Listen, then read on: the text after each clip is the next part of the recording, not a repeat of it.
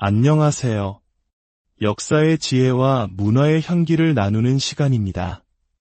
오늘 우리는 수백 년, 수천 년의 시간을 거슬러 올라가 태초부터 계획된 하나님의 놀라운 약속과 그 약속이 오늘 우리 삶 속에서 어떻게 살아 숨쉬는지에 대한 깊은 이야기를 나누고자 합니다. 오늘의 이야기에 귀 기울이시기 전에 잠시 시간을 내어 이 채널에 좋아요와 구독을 눌러주시면 감사하겠습니다. 여러분의 작은 손길 하나하나가 하나님의 귀한 말씀을 더 많은 이들에게 전하는 통로가 됩니다. 이 영상을 통해 복음의 씨앗이 더 널리 퍼져나가고 그 열매를 통해 여러분의 삶에 놀라운 축복이 가득하기를 진심으로 기도합니다. 수백 년 동안 수많은 선지자들은 다가올 한날을 예언해왔습니다.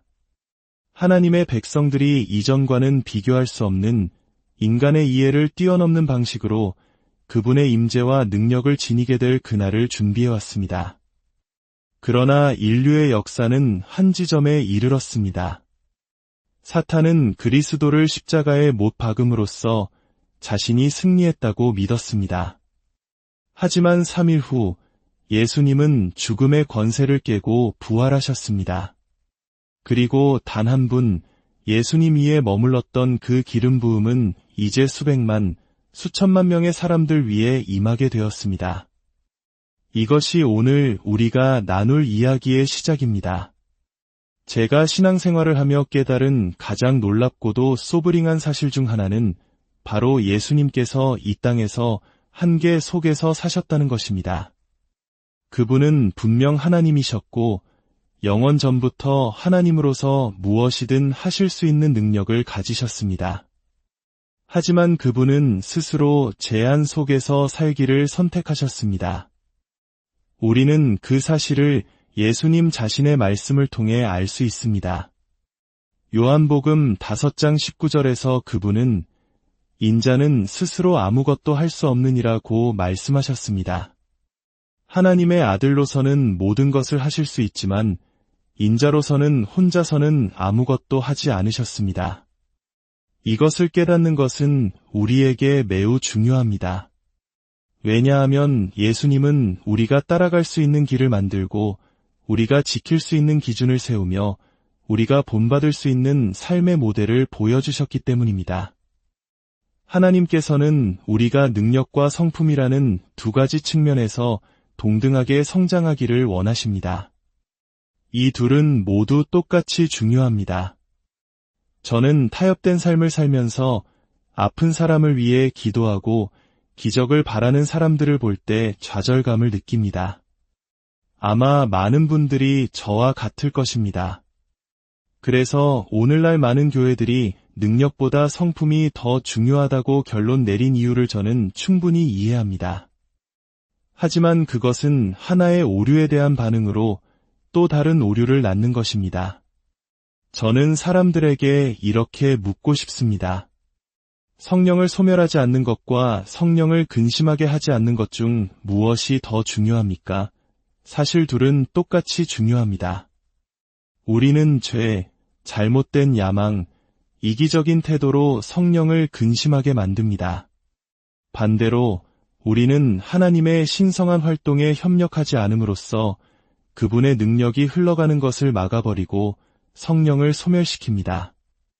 성령을 근심하게 하는 것은 성품에 초점이 맞춰져 있고 성령을 소멸하는 것은 능력에 초점이 맞춰져 있습니다. 이 두 가지가 바로 우리가 굳건히 서야 할 두 다리입니다. 저는 두 다리의 길이가 같기를 원합니다. 성품만을 강조하고 능력을 무시한다고 해서 제가 더 고결한 사람이 되는 것은 아닙니다. 그렇게 하면 종교적인 무리에게 박수를 받을지는 몰라도 이 땅의 문화를 변화시키는 어떤 열매도 맺을 수 없습니다. 언젠가 제가 성령의 은사를 사용하는 것에 대해 강의하고 있을 때 한 남자가 손을 들고 이렇게 말했습니다. 제 삶의 성품이 더 갖춰지면 그때 가서 병든 자를 위해 기도하고 치유와 구원을 위해 힘쓰겠습니다. 저는 그에게 다시 물었습니다. 언제 하나님께 순종할지를 결정할 권리를 누가 당신에게 주었습니까? 예수님은 병든 자를 고치라고 말씀하셨지, 내 삶이 완벽해지면 그때 병든 자를 고치라고 말씀하지 않으셨습니다. 이것은 선택의 문제가 아닙니다.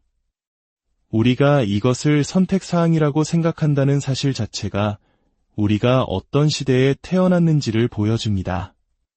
우리는 선택이 가능한 시대에 태어났습니다. 하지만 예수님과 그분의 제자들에게는 그것이 선택사항이 아니었습니다. 예수님은 지상 대명령에서 천국 복음을 전파하며 하나님 나라가 가까이 왔다 선포하라고 하셨고, 이어서 내가 너희에게 가르친 모든 것을 제자들에게 가르치라고 명령하셨습니다. 마태복음 10장에서 예수님은 제자들에게 병든 자를 고치고 귀신을 쫓아내는 법을 가르치셨습니다. 이 명령은 제자들의 제자들에게, 그리고 또 그들의 제자들에게 예수님이 다시 오실 때까지 교회의 역사 내내 단 하나의 기준으로 유지되어야 했습니다. 이것을 설명하기 위해 제가 즐겨 사용하는 예화가 있습니다. 한 목사님 친구가 교회를 새로 건축할 때의 이야기입니다. 그는 건축 과정에 조금이라도 참여하고 싶어서 공사 책임자에게 자신이 도울 일이 있는지 물었습니다. 어느 날 책임자가 그에게 말했습니다. 목사님, 내일 벽을 세워야 하니 정확히 8피트 길이로 이 엑스포 목재 100개를 잘라주실 수 있겠습니까?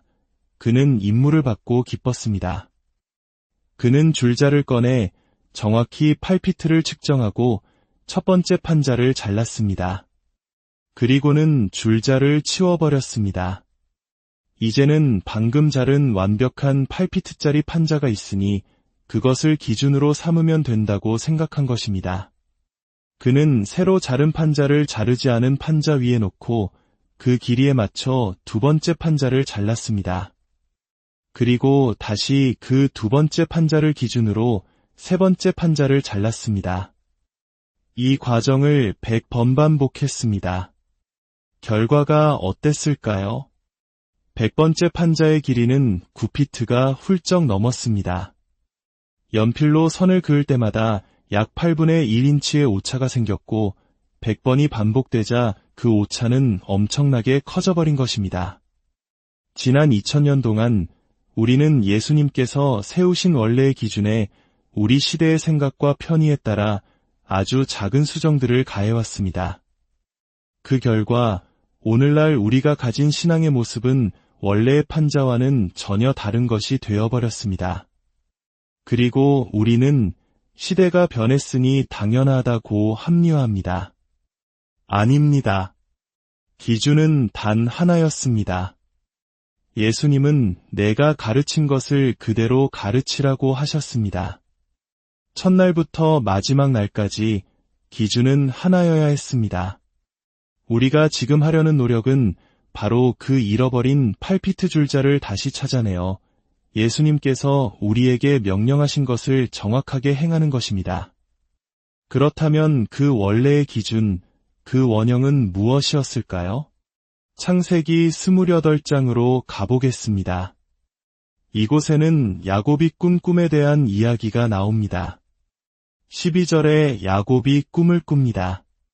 땅 위에 사닥다리가 서 있는데 그 꼭대기가 하늘에 닿아 있고 하나님의 천사들이 그 위를 오르내리고 있었습니다.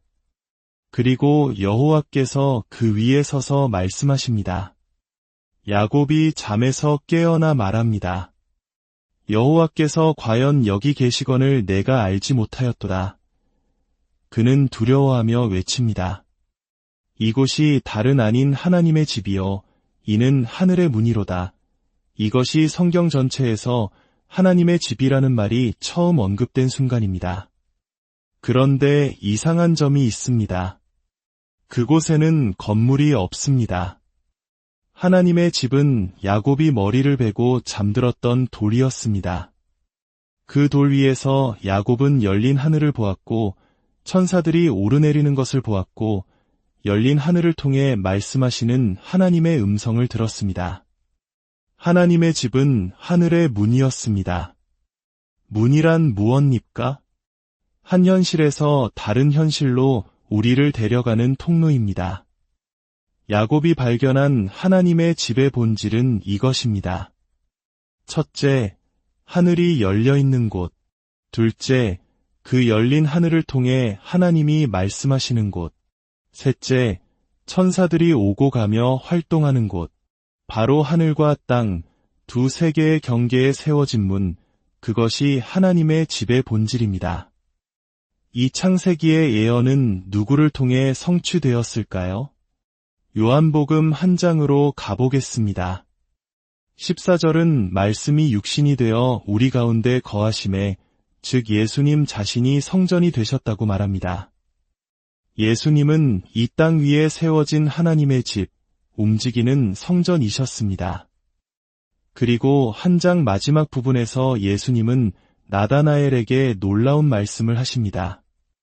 진실로 진실로 너희에게 이르노니 하늘이 열리고 하나님의 사자들이 인자 위에 오르내리는 것을 보리라. 창세기에서 야곱이 보았던 그 환상이 이제 예수님 자신 위에서 성취될 것이라고 선포하신 것입니다.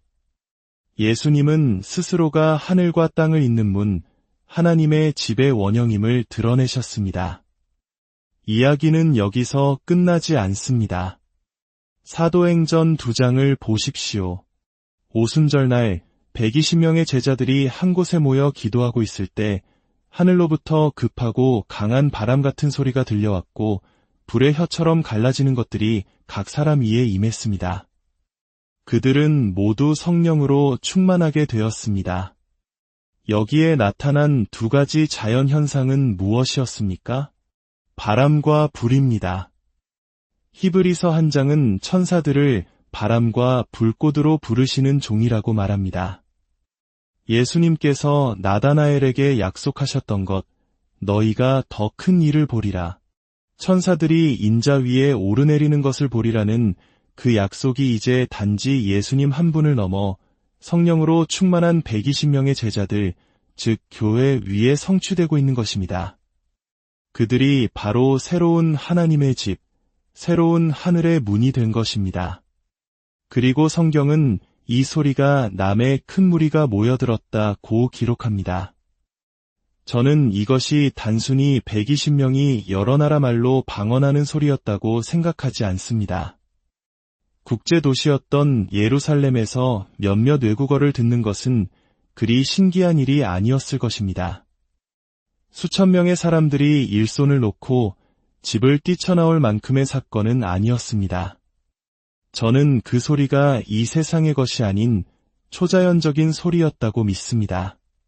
120명의 사람들이 자신의 생각과 계획을 모두 내려놓고 하나님의 마음에 완벽하게 조율되었을 때 마치 오케스트라의 모든 악기가 지휘자의 조율막대에 완벽히 맞춰졌을 때처럼 하나의 거대한 소리, 하나의 포효가 만들어졌습니다.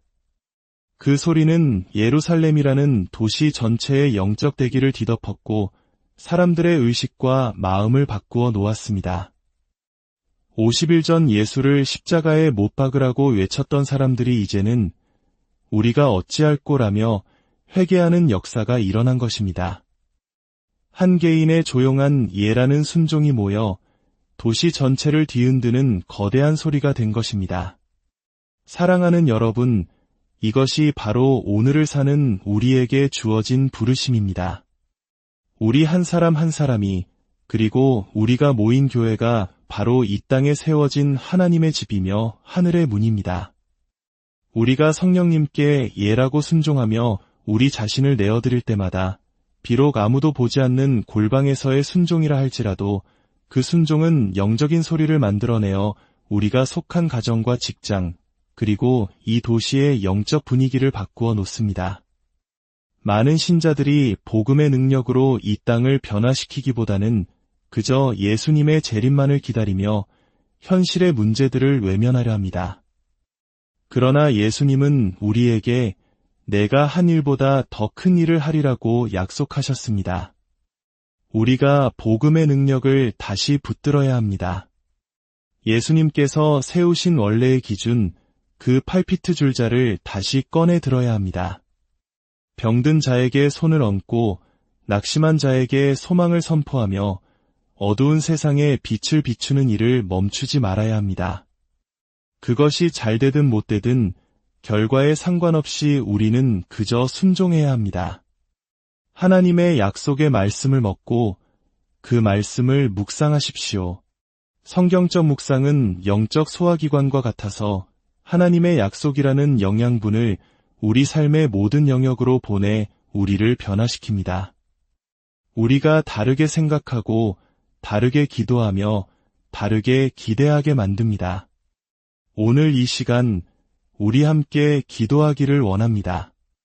하나님 아버지, 우리가 바로 이 땅에 세우신 하나님의 집이며 하늘의 문이라는 사실을 다시 한번 깨닫게 하시니 감사합니다.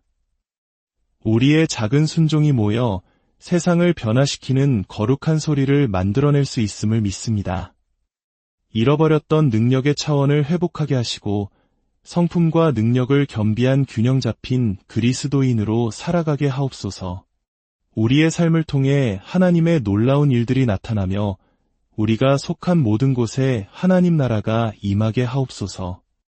주 예수 그리스도의 은혜와 하나님의 무한하신 사랑과 성령의 교통하심이 이 말씀을 듣는 모든 분들의 삶 위에 지금부터 영원까지 함께 하시기를 간절히